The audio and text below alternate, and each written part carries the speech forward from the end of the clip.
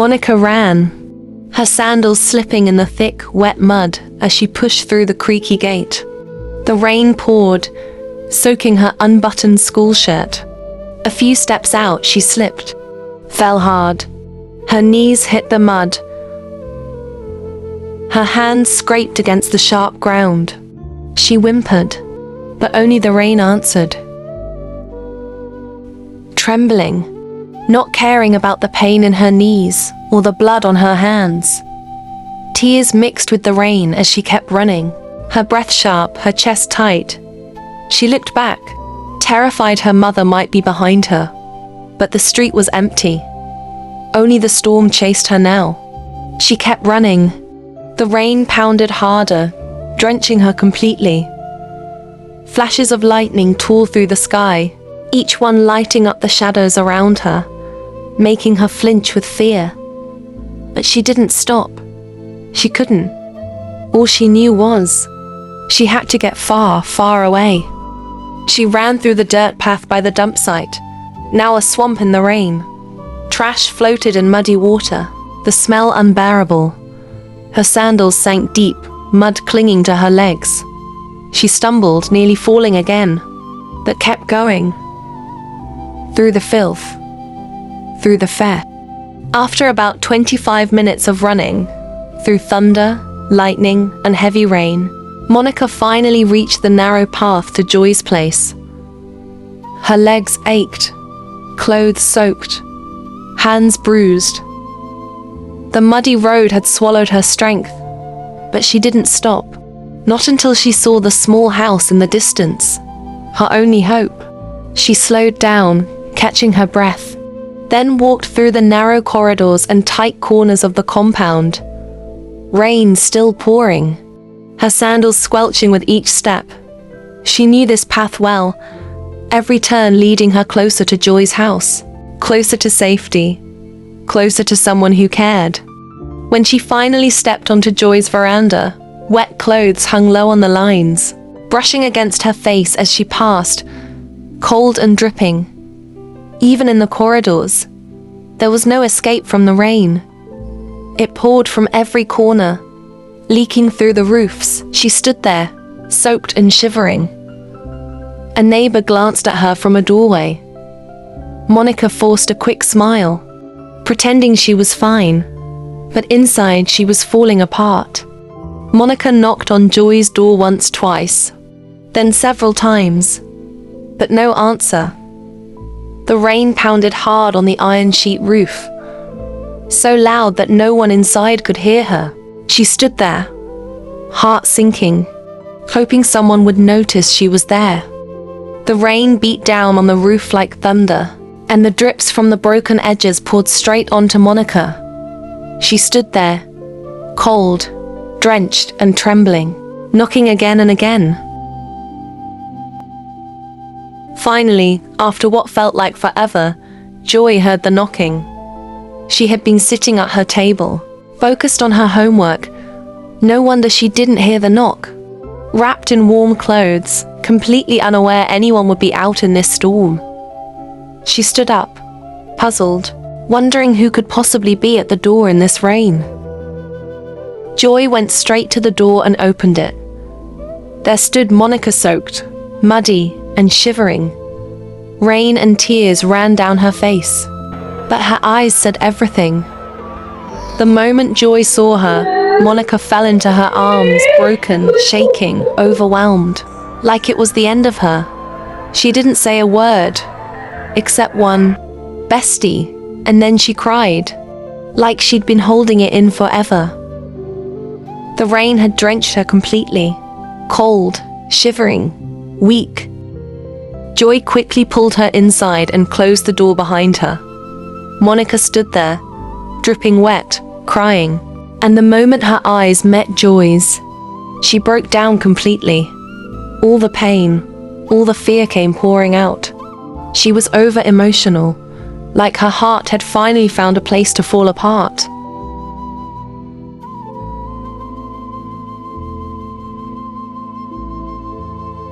For a while, they just stood there hugging behind the door.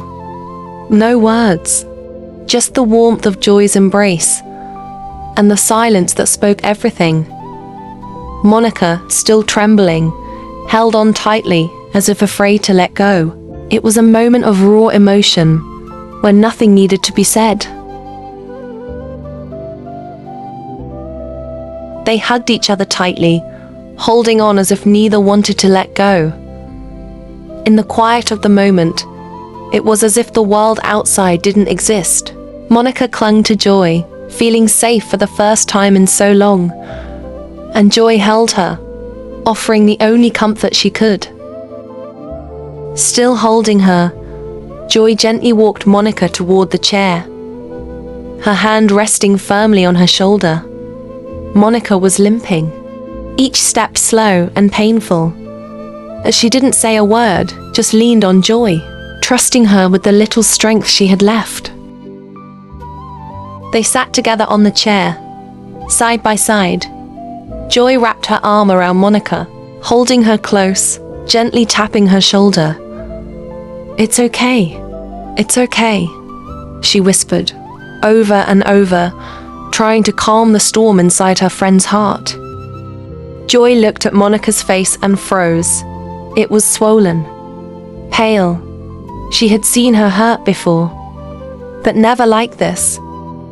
Without saying a word, Joy stood up and walked to the small space that served as her bedroom. She returned with a towel-like cloth, worn but clean and soft. Carefully, she wrapped it around Monica's shoulders with quiet tenderness, trying to offer some warmth, some care. Then she sat beside her again and pulled her into a hug, a long, silent embrace full of love, full of comfort. No questions, just presence. She wrapped her arm around Monica and gently tapped her shoulder again and again, like a heartbeat. Steady, comforting. Monica leaned into her, still trembling. The silence between them wasn't empty. It was filled with understanding, pain, and quiet love. Monica found the only warmth she had felt in days, Joy's embrace. And even though the world outside kept screaming, inside that room, there was a fragile peace. After a while, Joy stood up quietly. She looked at Monica, still holding herself tightly and crying. Then she walked over to the kitchen area, a modest space, but one that held warmth, memories, and care. On the stove sat a Saphira with tea she had made earlier, now cold. Joy didn't need to start over. She simply lit the stove again and placed the Saphira back on the fire. The familiar scent slowly rose into the air as the tea warmed, soft, gentle, calming.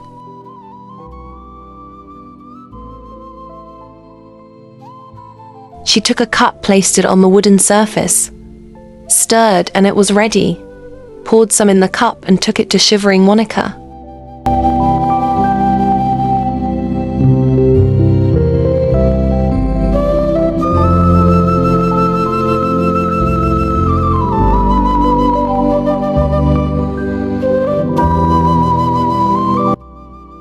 She bent beside her and gently offered it. "Here, just take a little. It'll help," she said softly. Put it on the table, sat beside Monica and held her again, whispering, "It's gonna be okay. Don't worry, take your tea." Monica reached out with both hands, her fingers still trembling. She wrapped them around the warm cup and held it close to her chest. She didn't speak. She just sat there, holding the tea as if it were the only thing keeping her together. Joy stood up and walked to the bedroom area, separated by a curtain. On the other hand, Monica was sipping her tea as she watched the TV. She held the cup close, both hands wrapped around it, soaking in its warmth. The flickering images on the screen passed by quietly, but her mind wandered far from them. To the streets, how she ran in the rain, to the nights she cried herself to sleep, to the face of a mother who never looked back. But now there was no shouting, no hunger clawing at her stomach, just a warm drink, and the soft hum of a TV.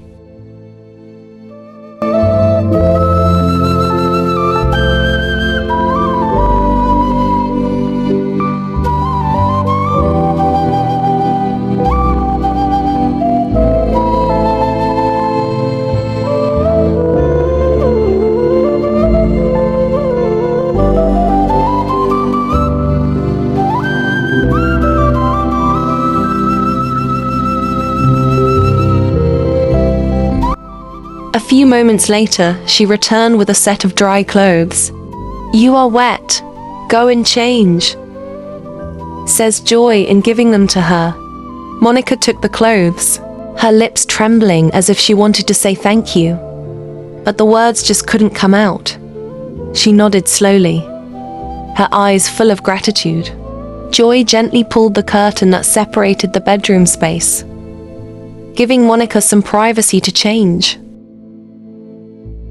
Joy took the cup back to the kitchen and sat down looking for what to watch on TV while Monica is changing.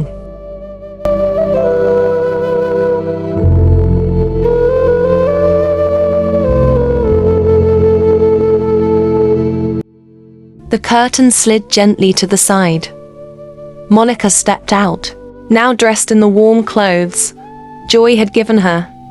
An oversized sweater and a black pair of pants. They fit a little loosely, but they were dry, warm, and wrapped her like a quiet hug.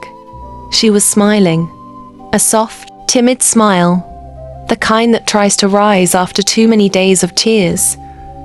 Joy looked at her, chuckled, and said with a wink, "I told you we wear the same." Monica laughed, a small, breathy sound, but it was real. Monica laughed a little, her smile lingering, and sat beside Joy on the couch. Joy picked up the damp towel that had warmed Monica earlier and began folding it gently. "I'll call Mom," she said softly, "so there won't be any problems when she comes back."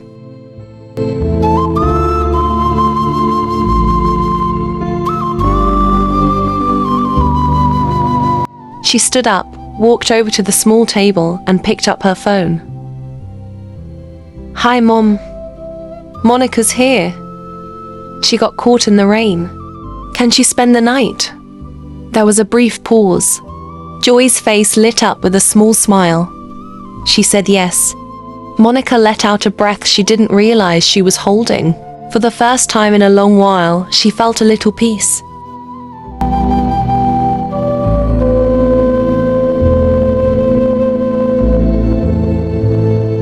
Joy picked up the remote from the table and glanced at Monica with a smile. "Do you watch movies?" she asked. Monica shook her head softly. "We don't have a TV," she replied, almost shyly. Joy's smile didn't fade. She turned on the small TV, flipping through channels until she found one showing a movie. "This one's called A Better Life," she said. "It's a bit old, but it's good." Monica nodded, curious. They both settled in on the couch, sitting close, their eyes on the screen. Two girls, one quiet night, and a shared moment of calm in a world that rarely gave them one. Suddenly, Joy thought they should eat something. She stood up quietly and walked to the corner of the room. There, she picked up a small bucket of rice. She brought it to the table and sat down. Without saying a word, she leaned over the bucket and began picking through the rice, removing small stones, bits of husk, anything that didn't belong.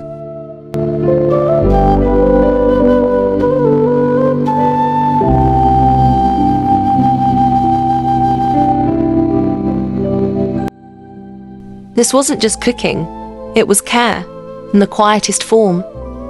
Behind her, the TV continued to glow softly. Monica was still watching, her small frame resting against the couch. Also looking at the books. Monica is a book lover given a chance. Joy continued picking rice from the plate, each movement slow and steady. The room was silent. The only sound the soft rustle of rice and the hum of the TV. Monica sat still, her eyes both on books and TV, feeling a quiet comfort in the care that came with each action. In that moment, it wasn't much, but it was enough. Joy finished picking the rice and stood up, walking to the kitchen. She lit the stove, the small flame flickering to life.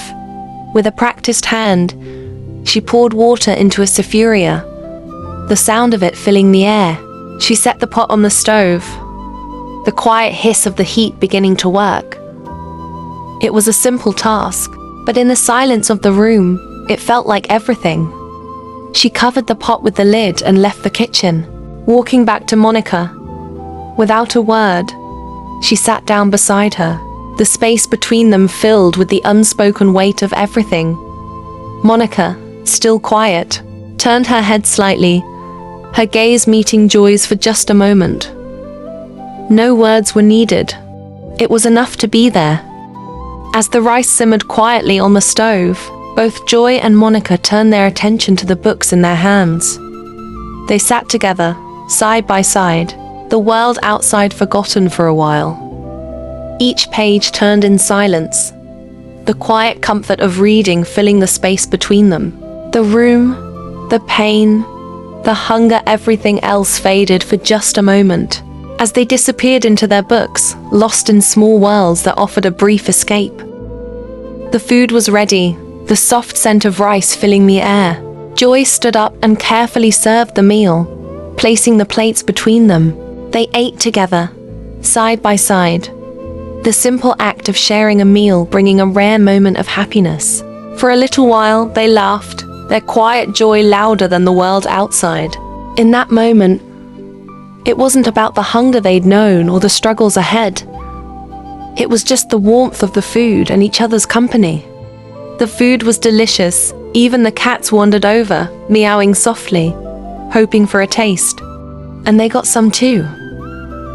Joy and Monica sat together, eating slowly, smiles slipping onto their faces as the heaviness of the day began to fade. The TV played in the background.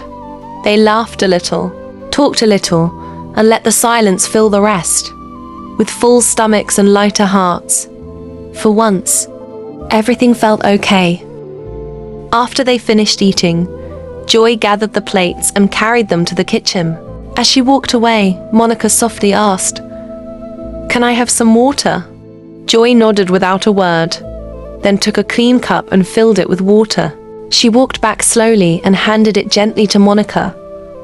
Monica took it with both hands, whispering a quiet "thank you." Joy just smiled, then sat back down beside her.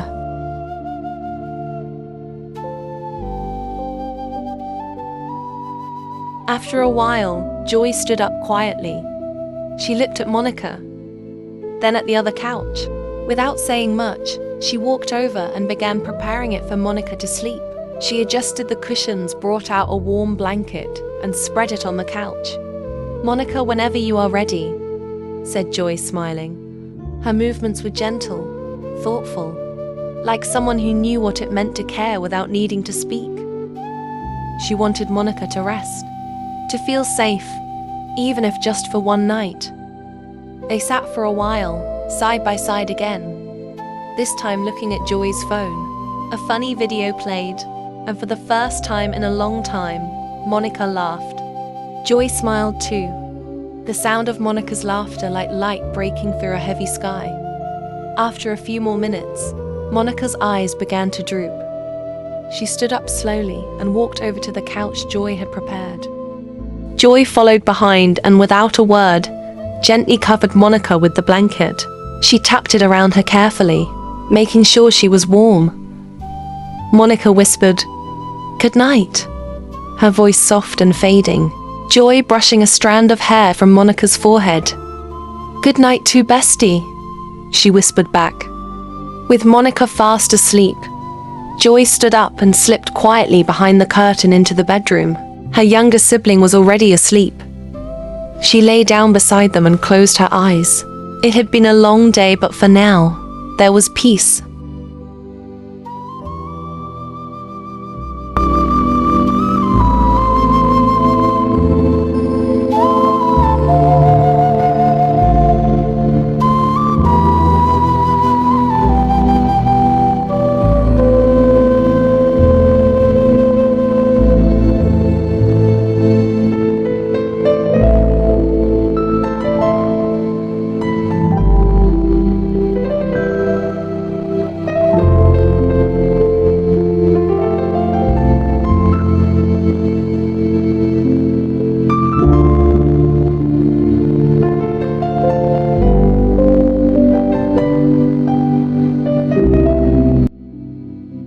The next morning, Joy was the first to wake up. She stretched slowly, her body still tired. Reaching for her phone, she checked the time, then sat up quietly. The house was still. She walked over and gently opened the door, letting in the soft morning light. A new day had begun.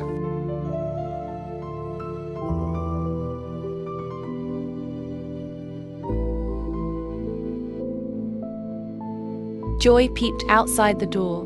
The sky was grey and a light drizzle was falling. She stood there for a moment, breathing in the cool, damp air. Then she quietly stepped back inside and spread the door curtain. Without wasting time, she headed to the kitchen to prepare breakfast. Another day had begun, and there was work to do. Joy lit the stove, the small flame flickering to life. She poured water into a sophiria and placed it on the stove, leaving it to boil. Then, she walked over to the chair and sat down, waiting in the quiet stillness as the water heated. Monica slept like a baby on the couch, her chest rising and falling gently under the blanket. The soft drizzle outside barely disturbed the stillness inside. Joy watched her for a moment, wishing she could stay in this peaceful state forever. But she knew that peace was fleeting. It's not a school day, so Monica and Joy overslept. Monica slowly wakes up, her eyes fluttering open to find Joy beside her, smiling softly.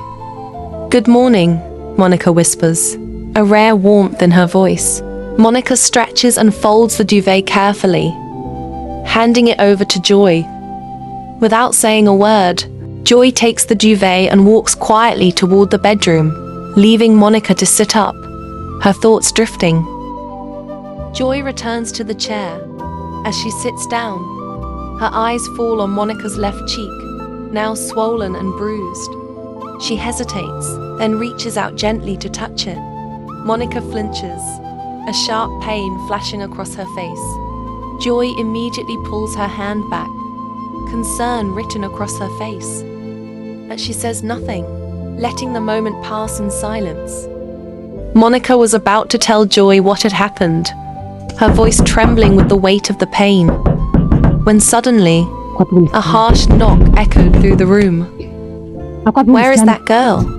Today you will know who I am. Come out now, or I'll break this door." The voice was menacing, and Monica's body froze in terror.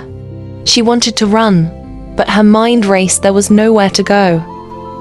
"Don't open the door, Joy, please," she begged, her voice cracking as tears welled up in her. The harsh voice continued, now pounding on the door crazily, each strike sounding more violent than the last. "Where is she? Open this door now." Monica's heart raced, each thud of the door making her flinch.